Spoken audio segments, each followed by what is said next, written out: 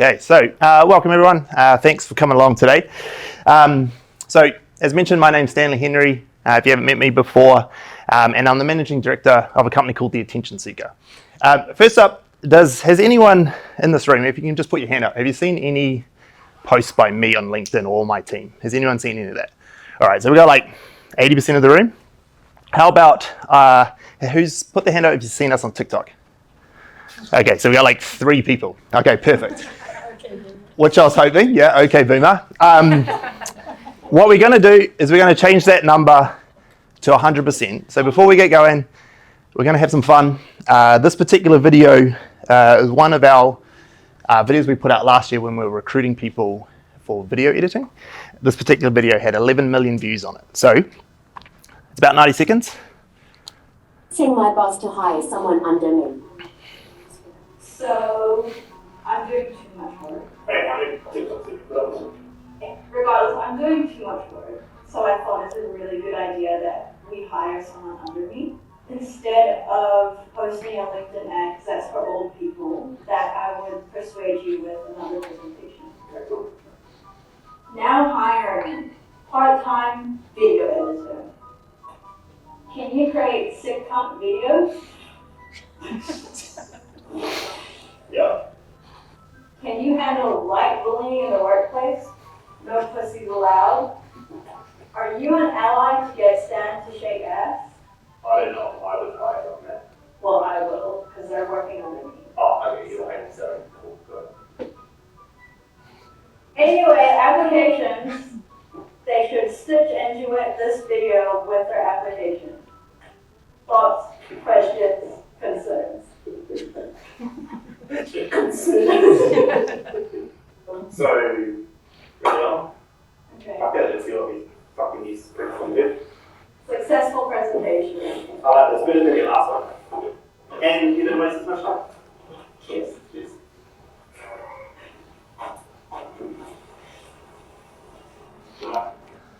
All right, so that's TikTok.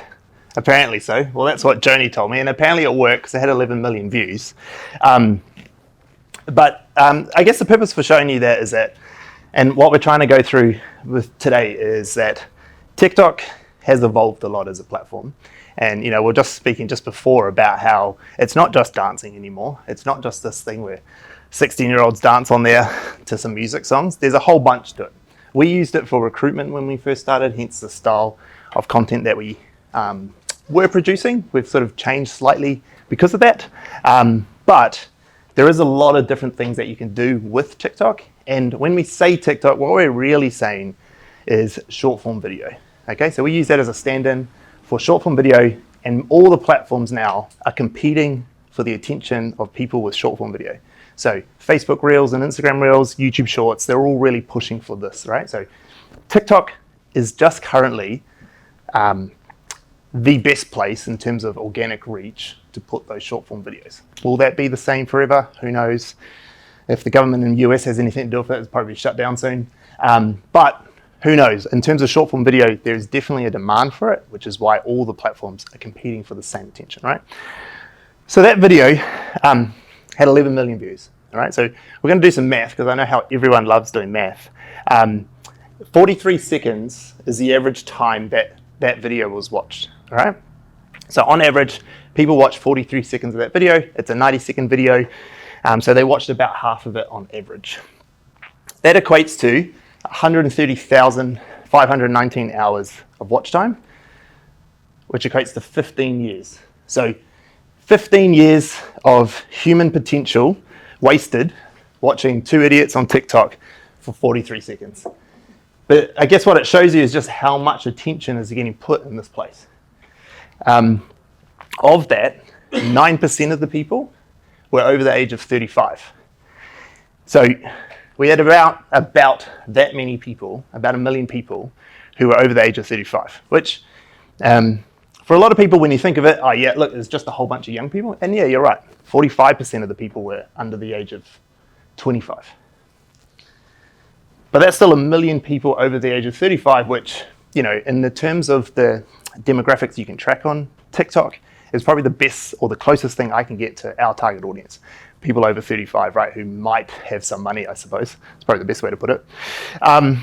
And in comparison, my LinkedIn personal brand, which we do about 220 posts every single year, gets about 1.2 million views. So over 220 posts over a course of a year, I'm getting not too far off the same in one video on TikTok, right? There's a massive amount, and that's not to discount the other 10 million people who are under the age of 35, right? Because depending on your business and what you're looking for and your goals, maybe those 10 million are just as relevant. In digital marketing, there's one way of pricing reach, which is your CPM. So your cost per milli, right? Your cost per 1,000 views. And so as I'm throwing a number out there, but whenever I do any sort of looking into it, if I can hit somewhere around that $15, it might be 10 or 20 or whatever, that's a good number to pay for 1,000 views, right? You can pick whatever your number there because it doesn't matter, the numbers are so big, it doesn't really make a difference. There's 11,000 thousands and 11 million, right? That all makes sense? Are we all still with me on the math? So after 11 million, there's 11,000 thousands times $15 is 165K. So that's kind of what that reach you would have to pay if you were to get another platform to push it to that many people. Now, there's some nuances in that. It's not quite like that, but it makes my presentation look really good when I say these sorts of numbers. But $165,000. Instead, it took 20 minutes to film. So it took two of us 20 minutes to film. It took an hour for Joni to edit that clip, which let's say it's about 2 hours of labor time.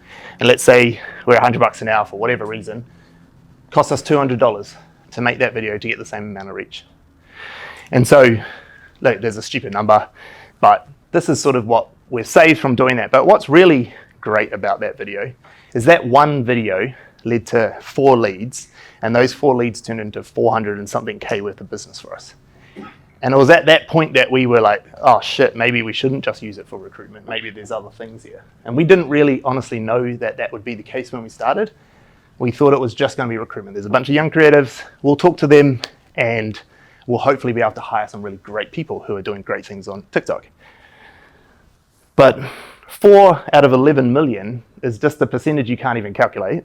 But that's enough, right? That's enough. That's all we need. Like in small, medium-sized businesses, if you're putting one video out and you get 400K business. Now, we don't get that every video, but every time we hit the multiples of millions, we're getting a shit ton of leads come through because we're getting to those people, those handfuls of people who are our clientele. Does that all make sense? Yeah, okay. So, if we have a little, think about it, a lot of people then say, well, yeah, cool, Stan, you're a marketing agency. You guys do cool, funny shit. You got a bunch of young Gen Zs working for you. Awesome. We can't do that. We're not the same. So I put up a few examples of some clients that we've been working with. These slides are a week old, and I probably should have updated them because the numbers are already gone up. But from left to right, we got Keith Ward. Keith Ward's a financial planner. He's like mid to late 60s. Old guy talking about finance and financial planning, sorry. All right, so if we're going to say there's a boring topic for people, he's top of the money. He started on the 3rd of Jan. His first post went out this year. He's at 7 and a bit thousand followers. He's had about a 1.1 million in views in total since the start of Jan, right? So we're about 2.5 months into his campaign. Orion, he is like a serial entrepreneur, has a whole bunch of business. His main business is security. But he doesn't talk about his actual businesses here. What he's trying to do here is actually teach the next generation of Pacifica people in South Auckland that getting into business is a better option than getting into gangs. And because he's fortunate in a position where he turns over enough money, he can afford to pay us to build that brand for him. And so he talks just a lot about his journey through building businesses, right? And trying to talk about that journey. So there's some obviously ups and some downs, but he shares the whole story and he's trying to inspire the next generation. He's had about 2.2 million views. He started in November last year and sits at about 12,000 sort of followers. And the last one on the end there is Phone Plus. They're a call center. Before you heard the name Phone Plus, how many people in the room know the name of a private call center company? Put your hand up. So one person in the room knows the name of one, right? That was the brief. That's what they did to us when they came in and say, hey, we want to work with you. Here's the question. No one knows the name of call centers. We just know they exist. We don't know really where they are. They're there. But they've got some big ambitions to grow a lot more, and they also need to hire a lot of people because they have already been growing. So they came to us like, Stan, the very first campaign is just brand awareness. We want as many people to know us as possible.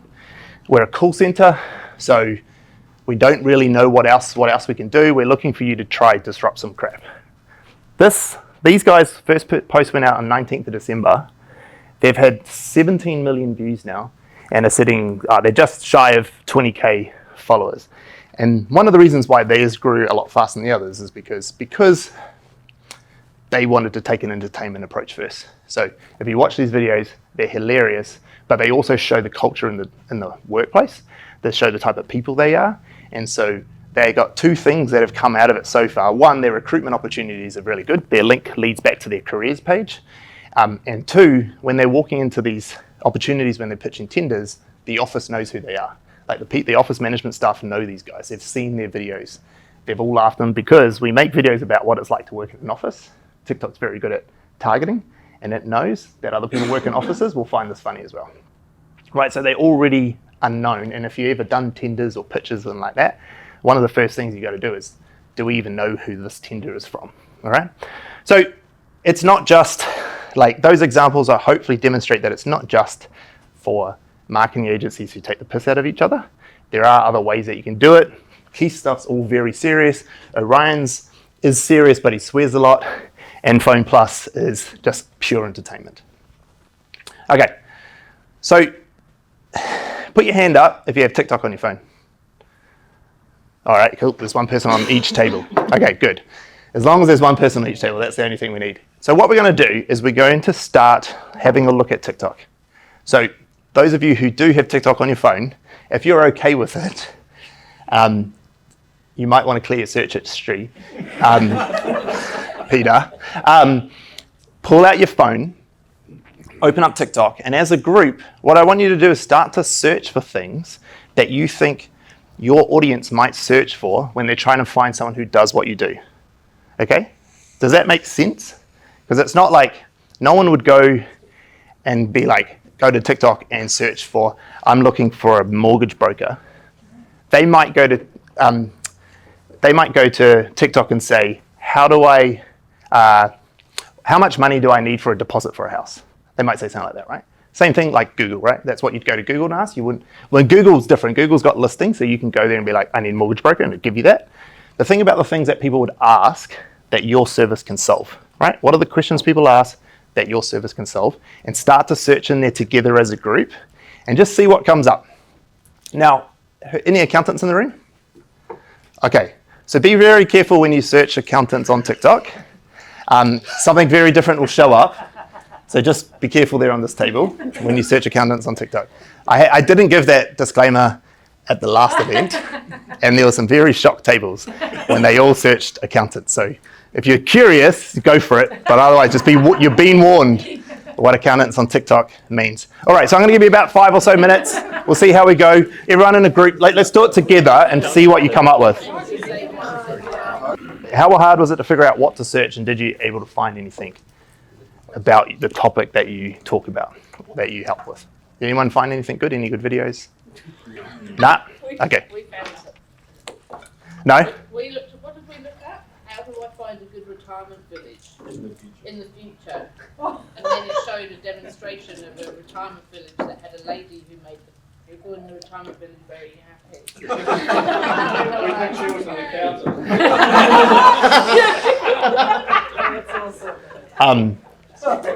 So a couple of things. The first one is that first tells me that we need some help figuring out what our people are searching.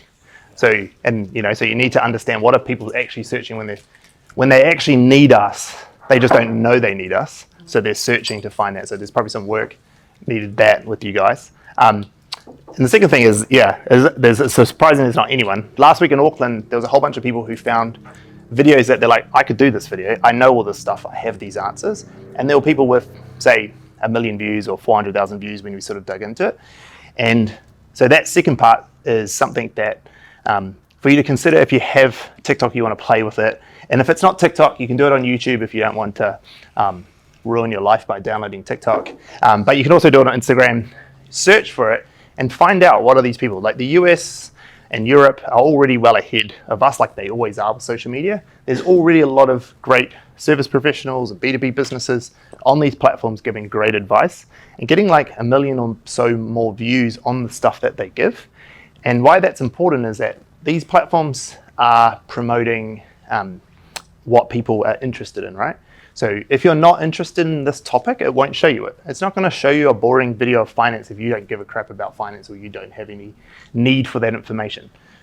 So if a video topic is getting 1 million views, then that can tell you something that, well, actually, there's an audience for what I do out there. And so maybe there are a lot of people I could make the right type of content and capture them. And so have a play. If you're interested in TikTok, what I say to everyone before we even start to pitch them is like, just go home and have a play and consume content first to start to see if there's anything there. If you're going to be sometimes being the pioneer in a platform is expensive. So if there's nothing there for in your field, maybe unless you've got really deep pockets, you don't want to be the first. But I guarantee you, because I've searched before and I've found it, most of the people in this room, you'll find other providers out there doing really awesome stuff with really great content on there, getting stupid amount of views. Okay, so 2 bits of homework if you want to. Did you say? Yeah. In terms of TikTok, in terms of how it works, Yep. is it, Google's got headwords. Is there a similar scenario on TikTok, or is it quite different? In terms of keywords and stuff? Yeah. Yeah, of course. You can reserve them and buy them and that sort of thing. Yeah, of course. So there is keywords help it categorize. No different to what Google does. It's like not like rocket science and how it changes from that. But how the TikTok algorithm has changed the way content is done is that they've been able to figure out quickly the person watching based on their interactions with the content on it. And through that, they're able to then just keep feeding this person what they want to see in terms of entertaining content and what they're interested in. It's why it gets a lot of bad press in terms of like, oh, I wasted 4 hours on TikTok, or I spent all this time, or I can't get off it, because it does really get to know you real fast. And that key point is something that we're going to bring up later, but it's we see it more like Netflix than it is Instagram. Like it's an entertainment platform, just like YouTube is, right? Like we don't really think of YouTube as a social media like we do Facebook and Instagram. TikTok's not really the same either. Like you go to TikTok for entertainment, and just like you'll binge watch a series on Netflix, like you'll do the same on TikTok, right? You'll sit there and watch 3 hours of TikToks because you're being entertained. And that entertainment doesn't always have to be laughter. Sometimes it can be knowledge. There's a lot, like edutainment is a massive part of TikTok. They spent like stupid amounts of money grabbing education YouTubers, and bringing them onto TikTok to make TikTok content, because TikTok needed to be like YouTube. That was its biggest competitor. And so there's a lot of education stuff that's super entertaining as well. So keywords and stuff help you categorize, and they do play a part. But at the end of the day, if the content's entertaining, it'll find its people. Yeah. All right. So put your hand up if you know this guy. Oh, yep, good. Same as last time. So Mr. Beast, one of the largest YouTubers in the world, massive creator, has like across all his platforms maybe like 400 something million followers. On YouTube alone, I think he's got like 160 something just on his main channel, and then he's got maybe another 100 million across his other channels. Now, those numbers don't really mean a lot when you say them out loud like that, but it's massive. Like he can get on average every day, every week he puts a video out, the same viewers that Super Bowl gets, right? Like it's nuts. Like people pay stupid money to put ads at Super Bowl. He's doing that weekly on his channels. Okay, so he started 12 years ago or so when he was about 14 or 12 or something like that. I can't remember. His first video was this Minecraft video.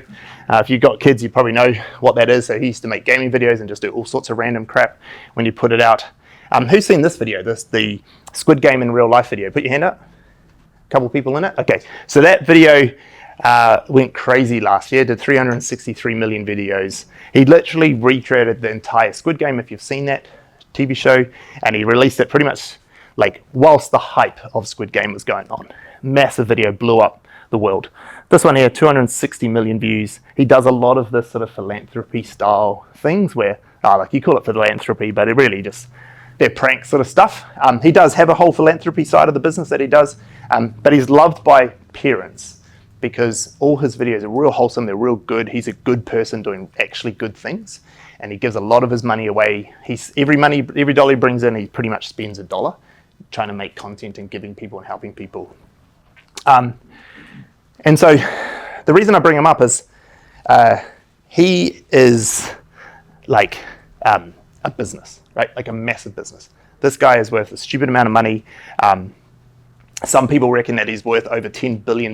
He got offered $1 billion for his brand and walked away from it and said, that's not even close to what it's worth. And no, I'm not done. I'm 24. I've still got miles left. $10 billion, and he built it all just based on this audience that he's got on YouTube and TikTok and Facebook and all the other platforms that he has. And so it's absolutely blown up.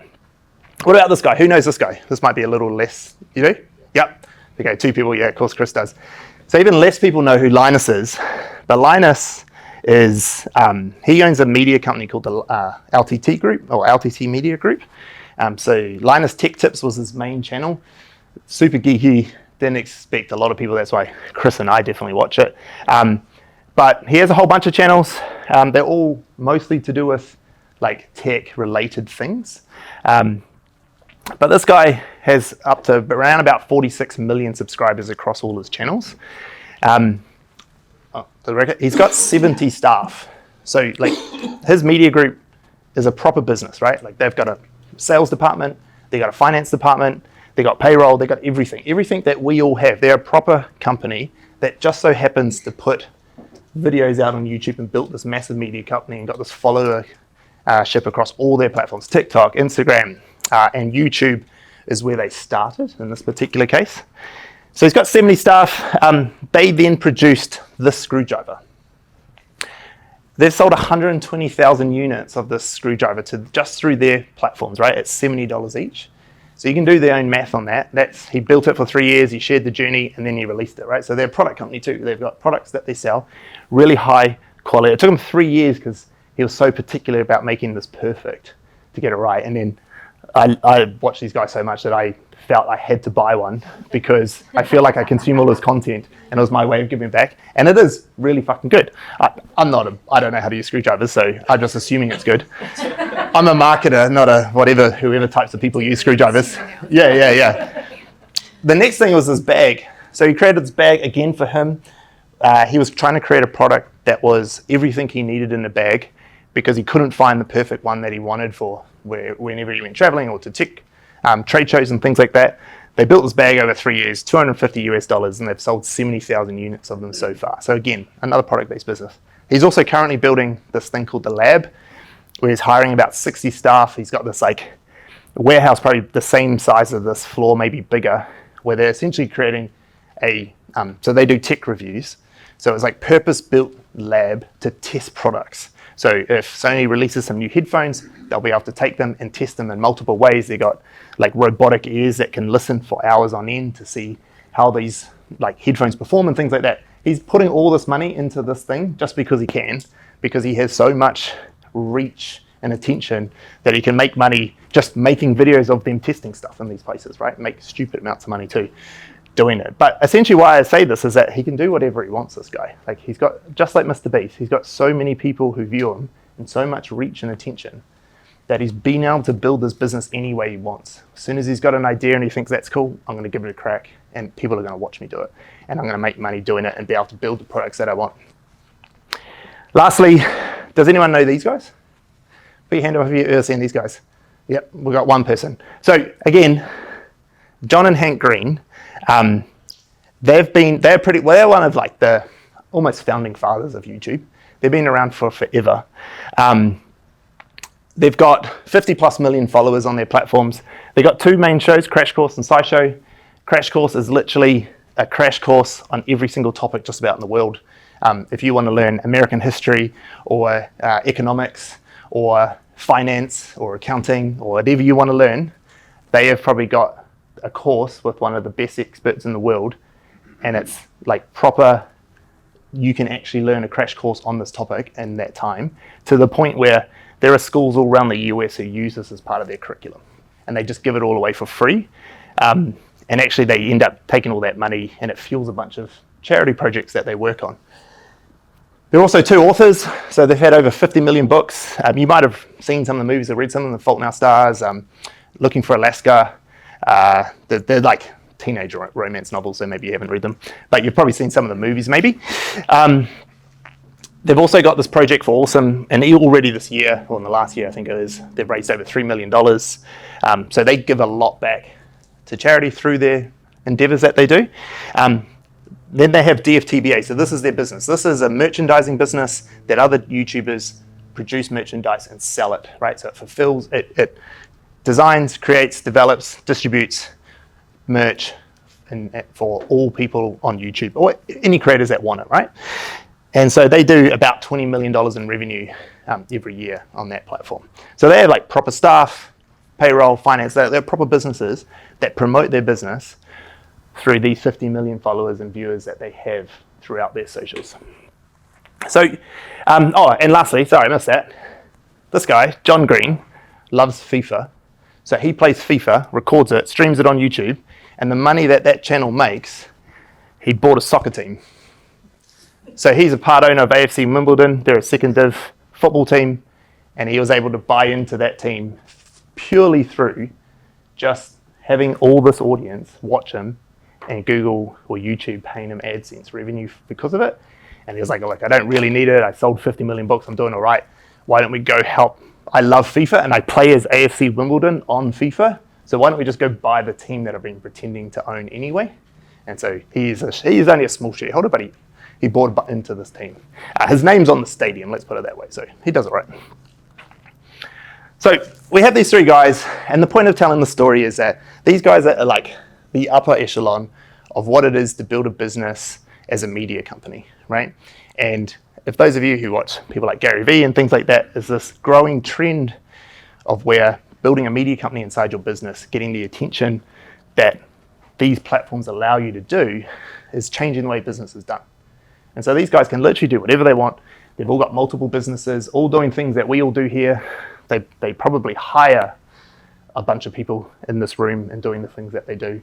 They're like a big part of the economy. The YouTuber creator economy last financial year in the US, just that YouTube creator economy in the US was $200 billion, which if you know anything about New Zealand's GDP, it's pretty bloody close to that, right? Just the YouTuber creator economy in the US. It's massive because these guys are starting to realize that with all this attention that we get, whatever business venture we start, it will be successful. And they all have services. Mr. Beast has a language, he has a service where he translates other people's YouTube videos into other languages. And he has a whole team that does it, and he outsources it to people. So it's just no different to any other outsourcing company who outsources tasks. He has the same thing, he's built it, and he makes stupid amounts of money because of it, right? So there's real businesses here with real reach. Okay, so we all know NZME, big media company. These guys are fairly similar in terms that, like, if they wanted to pursue something, they could, right? They could strike deals with people. I mean, in New Zealand, the more normal way is that they'll probably broker deals and sell white labeled services on people's behalf. But because of their reach, they're able to do that. Now, I bring that up, so they're a massive company, massive corporation, been going for a long time, have all this reach, right? And that's why people are willing to pay them for all their reach. Well, we started on TikTok 1st of July. Our first post went up last year. Very first post, 9 months ago, rough, give or take.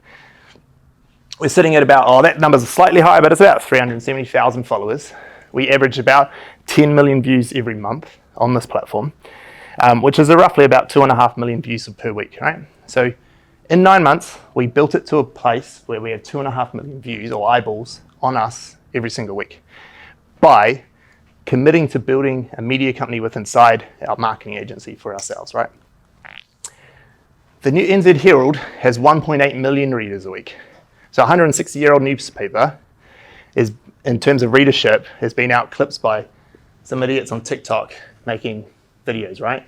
Now, I get it, there's some nuances there, but really it shouldn't even be close. It shouldn't even be close. Like the newspaper we shouldn't even be close to what New Zealand Herald's getting in terms of their reach to people every single week. And we're only just started. If you went back 3 months ago, that number would have been closer to them. 3 months before that would have been lower again. And 3 months from today, it would be even higher, right? So within a short amount of time, you're able to get, like with TikTok, especially in short form video, you're able to reach those numbers that those previous guys are hitting that they took years on YouTube to develop. You're able to do it in months, if not a year or maybe 2, which is still 4 or 5 times faster than what the YouTube guys had to go through to get their audiences. So it is possible to build to this sort of time, this sort of thing really quickly. That's just the difference. And then if you think about it, you could do that. You could spend a bit of money building your own. And then people be like, well, I could always say just pay these guys. But it wouldn't be unreasonable for the Herald to charge you 40 grand for a week worth of advertising. That's not an outrageous number to spend for a week's worth of readership. And whether or not they're even going to see your ad, that's the total readers of the whole newspaper. So they might not even see your ad and it's going to cost you 40 grand. And so if you think, this room might not be going to the Herald to do full page ads, but that's the sort of cost that these people can charge when they're getting that sort of reach, which shows you somewhat what value this sort of reach is, right? That's what you can do when you're starting to build a media company and getting that much reach. So, I probably should have clicked onto it earlier, but essentially that's a slide of just saying, are you guys doing the same thing? So when we are talking about media company, we've talked about TikTok and YouTube and stuff, but there's a whole bunch of platforms you can do this on. So there's YouTube and Facebook, Instagram, and apparently if you talk to some of the kids in my team, Snapchat's still a thing. I don't really know. I'm not sure if they use it for content or not. But there's platforms out there. There's not just TikTok. There's not just YouTube. Instagram and Facebook Reels can still work really well. We've got heaps of examples of watching people who have gone from 0 to 180,000 followers in like 6 to 8 weeks by following a real good strategy with video first. The other thing about this though is that when you think about these platforms, the same conversation we're having now when I'm talking about TikTok and you're all like, fuck TikTok, who the hell would I be on TikTok for? We also said the same thing around YouTube. We said the same thing around Facebook, Instagram when it all started.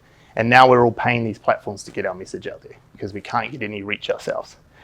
So there is a big opportunity still in TikTok at least, and maybe the Reels, short form video spaces of these platforms to really find an audience that you otherwise would have to pay a lot of money to. So the next thing I want to do is just maybe have, it's like an enlightening moment, maybe that's the best way to put it. I want you to, who knows how to find out their company's reach on social media using their phone? Does anyone not know how to figure out how many followers they have? Do we or not? So we don't know how to do it, or we do? No idea. Okay, cool. So I'll come help you. So everyone else, it looks like you all do, because you aren't saying anything. So I'll assume that you're just too shy. What I want you to do is start having a look. So we're just showing you what's possible. What are you getting? What is the viewership you're getting? So that's the first thing. How many people are seeing your posts? LinkedIn, Facebook, Instagram, whatever it might be. Have a look at that, start to quantify those numbers, and then think about it from your reach perspective. What does that turn into business for you? So with that effort that you've been putting in and that reach that you're getting, how many leads come through those platforms for you?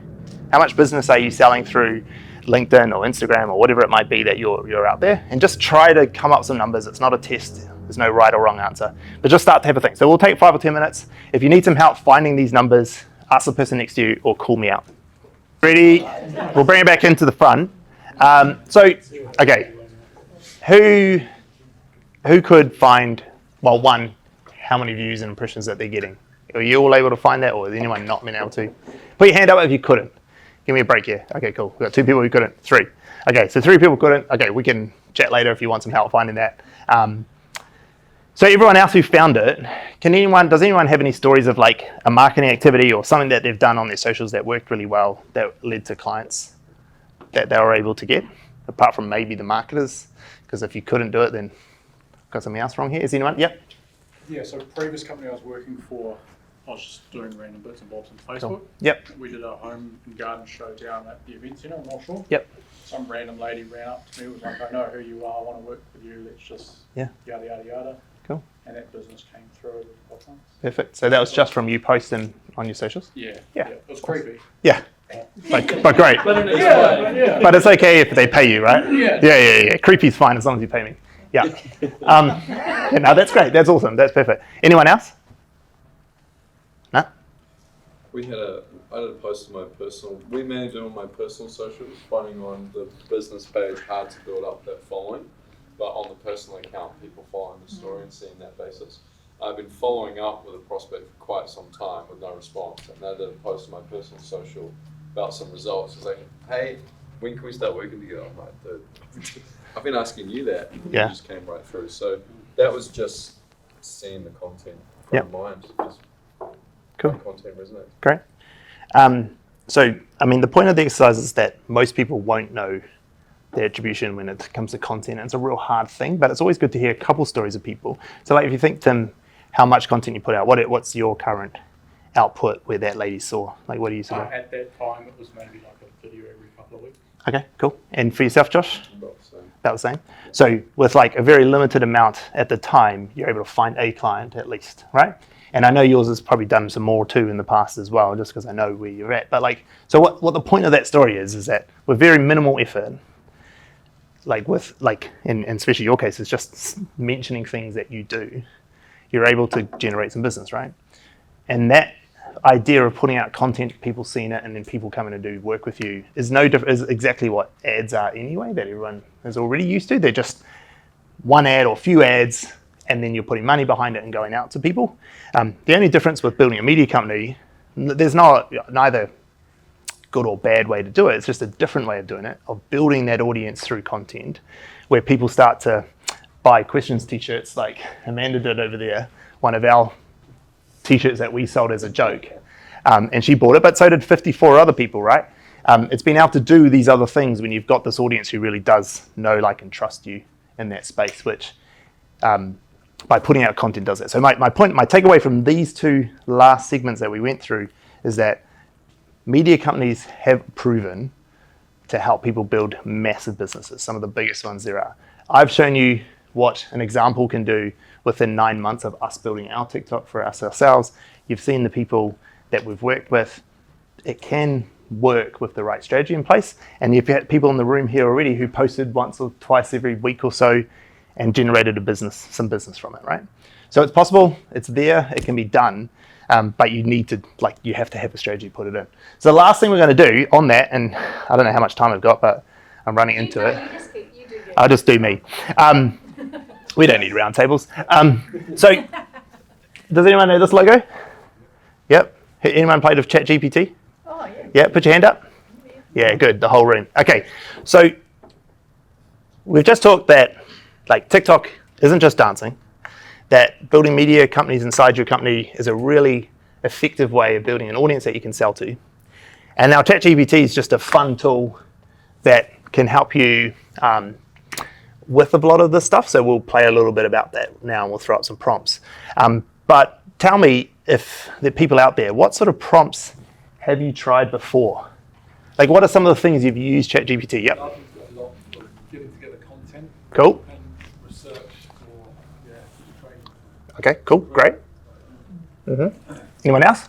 I wrote a heads of agreement for a client. Awesome. 2 weeks ago. Great, love it. That's fantastic. What else? When I was looking to move to LA, Yep. identifying where the best crime rates are, so the places to stay in LA, and also generally using ChatGPT instead of Google. Yep. Because Google tells me where to go and find the answer, whereas ChatGPT just tells me the answer. Yep. Trusting the source, so it skips that step of navigation. Yep. Cool. Love it. Are you going to say something, Yusuke? I just have to come up with the highest probable lot of numbers. Oh, yeah. Love it. That's a great one. That's really good. You guys say that? Yeah, I had a mate of mine that used it to essentially write out some code for him. Cool. Used to kind of create an interaction that would take a day and a half to do. Perfect. Used it out in 10 minutes. Yeah, great example. Are you going to say something, John? Yeah, I use it a lot. Usually if I'm talking to customers or potential strategic partners, I have this habit of just jotting down a whole bunch of words on my doc. Kind of thing. Yep. And then I usually take like a half an hour, 45 minutes to try to put it into a summary that you can actually read. Now I just block it in there and check it in there, and it does it for me in seconds. Yeah. And it actually does really, you know, it actually provides a Cool. really nice, neat way. Awesome. Bullet points and all that. Yeah, great. Two other ways I like using it. One is if I get a really, really long email, it's not very concise, it's copy pasted in here and tell me what are the key points in it. These are confessions of Josh at ChatGPT. I you pretty much use it every day. One of the other ones is, and kind of going somewhere else with it, is there's a platform called Midjourney, it's like Discord, that can then create imagery automatically. But the way it creates the imagery is very dependent on the phrases that you put into it, which can be very hard to think through what to do. You can use ChatGPT to tell you what phrase to write. Say, I want this person sat at a desk with this kind of background of an apartment, etc. And then you copy and paste that, put it in Midjourney, it will just give you the image. So you don't have to go looking anywhere. You can design all your own images for everything. Yeah, that's great. Yeah, and we won't get time to go through it today, but yeah, I was going to show, like, DALL-E is another version of that, which is OpenAI's version, which is essentially built on the same technology, but it's image-based search instead. So you search and it makes images for you. So all great examples, and I guess some of them are good for what I'm trying to explain is, like, we have barely scratched the surface of what people are going to be using this for. We're currently just using it for, like, real simple stuff that we're trying to make speed up processes and, you know, not have to read emails and whatnot and try get rich off the lotto. But, like, there are heaps of things that it can do. And so we're going to put some examples in just to give you a thing. So this one here is compose a song. It should feature a rivalry between the boomer Ben Maris and the millennial Stanley Henry. It should contain witty jokes that rhyme, include the piano chords that go with it. And so this here will start to write a song, right? And, like, look, is it going to be good? Like, you could change the prompts, you can make it better, but, like, it's properly in there doing everything I asked it to do. And then at the end, it'll probably come up with some chords on how to play this on a piano or a guitar or whatever you're going to play it on. So it's, like, done full proper song structure, everything, right? Verse, chorus, bridge, chorus, all sorts. And so as you can see, it's got some different things here. Okay. So that's one way. What's quite interesting about that is that last week we did the same thing. And you can see they're different. Oh, where am I at? They're different things, right? So this is the one from last week. Turns out there's ways. It's pretty close, but they're different things. So every time it generates something new, completely new every time. Like it's and how it works, which is something that for people, when you're looking at it, you don't quite realize if you're not really, like, a tech geek and getting right into it. You don't really quite realize that, like, what it's actually doing is giving you a response that's unique to that moment in time right then and there. Yep. Does it leave fingerprints? Yep, it does. So the Turnitin software that universities use can already detect if it's been purely generated out of ChatGPT. So they used AI to understand how AI creates. So, which is a good thing, and that was always going to be something that ChatGPT, like invisible fingerprints, to know whether or not it's been made by AI or not. There'll be always people who can get around that. But this next one, so this is one that my brother uses. So my brother's a personal trainer in Dubai, and he put in, create a 12-week workout plan. The goals are to increase muscle and strength. I'd like a step-by-step plan with specific exercises, reps, sets, and weight targets. As much detail as possible, please provide it in a table. Let me scroll down. So it's coming up with a full-on, like, program, right? So, you know, back, like, even only a few years ago, Instagram fitness influencers would charge you $40 for this on a PDF document they sent out, and lots of people bought them. Like, those influencers used to make huge money. And so my brother did it as an example of, well, that's all good and well, and actually if that's your skill level, you're probably going to get somewhat replaced. That you need to actually know how to coach individuals to be a really good, effective personal trainer. So he actually is quite happy with this sort of stuff taking over, and that'll lead into our conversation that we'll have as we finish. But I'll just show you one more real quickly. Where'd my cursor go? So you've probably got enough workouts. This last one is create a spreadsheet to help track engagement metrics for my social media accounts. Please include formulas. And I mean, Chris will tell you how long he spent trying to create this new tool for us at work. And let's just say it was longer than this. Yeah.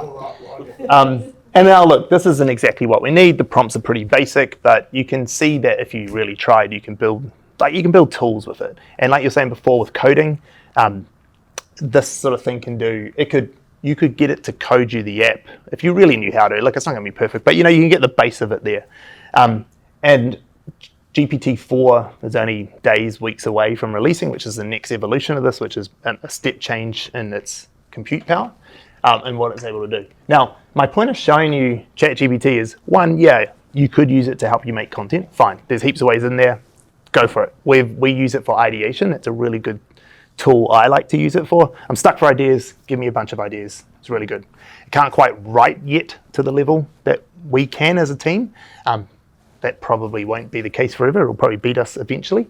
But what's really important, a lot of people think like, oh, it's going to take jobs. It's going to, like all this sort of crap. And then the argument for people who've been doing their job for a long time is like, they've been saying that about everything forever and whatever.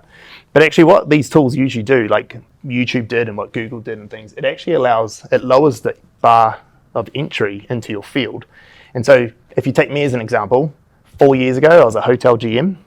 And then I watched a bunch of YouTube, and now I'm a marketing person, right? Like I learned it all from the University of YouTube, and I've watched TikToks and all this sort of stuff, and I've learned some theory, and I've been able to apply it.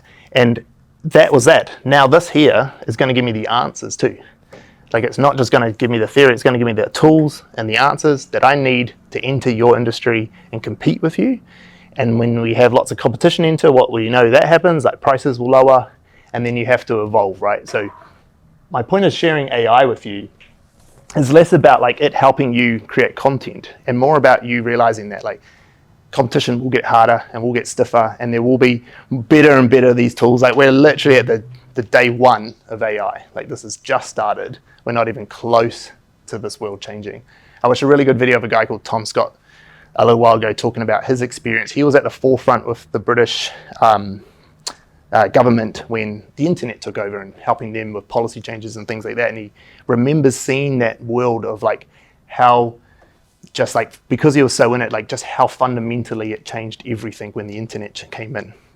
And he said, yeah, look, social media and stuff, but really that's just an evolution of this. But he is seeing the signs when he plays with this stuff now, that it's the same feeling he had then with internet.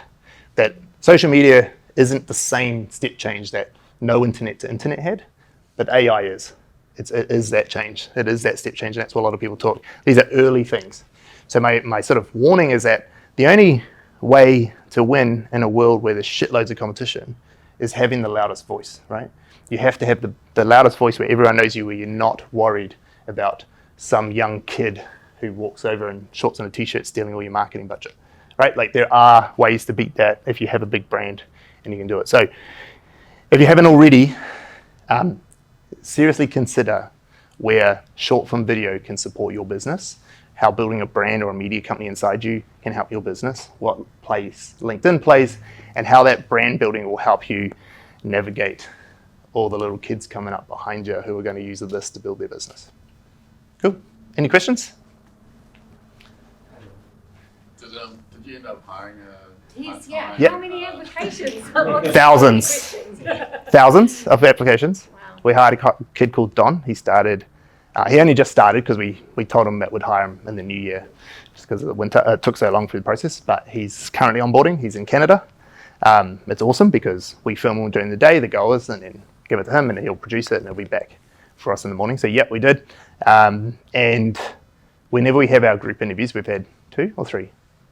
3 now in the last couple of weeks because we're hiring a lot at the moment. Every single person's come through has watched our TikToks and they've really got an understanding of our culture and who we are and what to expect coming in. Yeah, so it's been fun. Yeah. All right, what other questions? Any else? Yeah, no, I was about how many applications. But also, like, If you're wanting to create content, you're wanting to go out there, but you don't want to be the face. Yep. Stuff, like what suggestions have you got? Um, You want to be Who's watched Ryanair on TikTok?